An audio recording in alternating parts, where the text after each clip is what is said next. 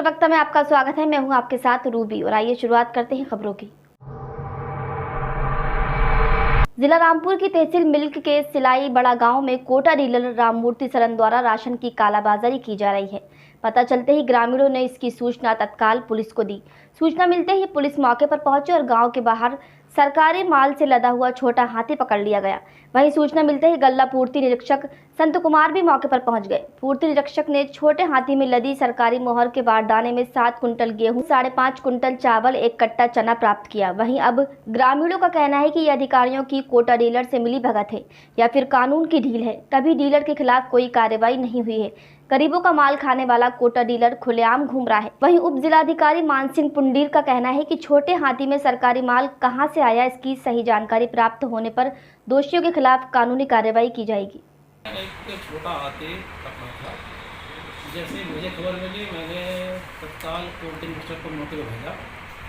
वो छोटा हाथी पकड़ के पुलिस की सुपुर्दगी में है। वहीं पर उसमें 7 कुंटल गेहूँ और 5.5 कुंटल चावल, इतना अनाज था। तो उसी गांव के राशन डीलर की हमने चेकिंग कराई है और क्योंकि कल मशीन नहीं चल रही थी, इसलिए आज उसको खुलवा के उसका मिलान करवाया गया। उसमें तो ज़्यादा अंतर नहीं है। गत दिवस ग्राम कायथा में हफ्ता वसूली को लेकर व्यापारी और कायथा के एक तथाकथित पत्रकार में विवाद के बाद मामला थाने पहुंचा था, जहां कायथा थाना प्रभारी प्रदीप सिंह राजपूत ने व्यापारी की शिकायत पर तथाकथित पत्रकार के खिलाफ मामला दर्ज किया था।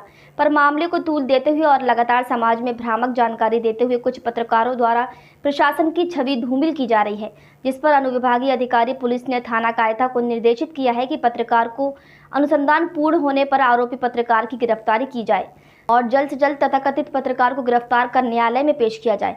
वहीं कायथा थाना प्रभारी प्रदीप सिंह राजपूत का कहना है कि जल्द ही आरोपी को गिरफ्तार कर लिया जाएगा, जबकि इस मामले में व्यापारी संघ पहले ही अपने बयान और FIR दर्ज करा चुके हैं।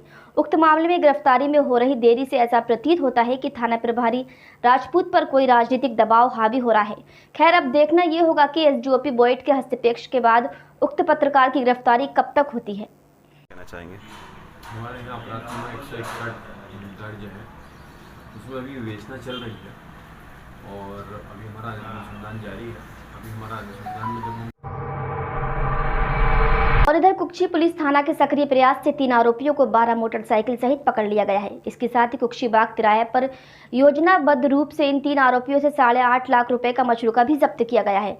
आरोपियों की आयु लगभग 20 से 21 वर्ष है। वहीं सख्ती से पूछताछ करने पर इन आरोपियों ने इंदौर, खरगोन, हरदा, सरदारपुर और अन्य कई स्थानों से मोटरसाइकिल चुराना स्वीकार किया है, जिन्हें गुजरात की तरफ बेच दिया जाता था। ये थाना कुक्षी की टीम द्वारा थाना प्रभारी कमल पवार और इनकी टीम द्वारा यहाँ पर वाहन चेकिंग के दौरान 12 मोटरसाइकिल जब्त की और 3 आरोपी जिसमें गिरफ्तार किए गए हैं।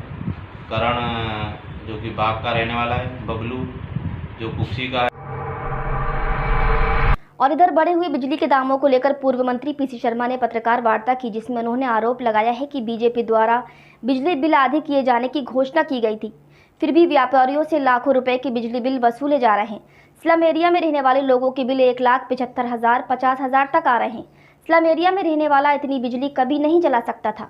तमाम तरह के टैक्स बिजली बिल में लगाए जा रहे हैं। इसके साथ ही शर्मा ने कहा कि गरीबों के लाखों हजारों के बिल माफ किए जाएं और सभी से 200 रुपये बिजली का बिल लिया जाए।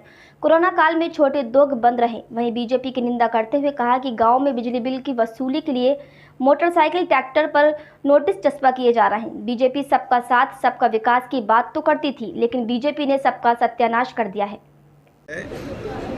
कि जब ये कमर्शियल उद्योग का व्यवसाय की बिजली बंद हो गई, लेकिन कंपनियों ने बिजली प्रोडक्शन लगातार जारी रखा और जब लगातार जारी रखा तो उनकी बिजली की खपत नहीं हुई और उसमें लगभग 500 करोड़ रुपए बिजली कंपनियों को नुकसान हुआ।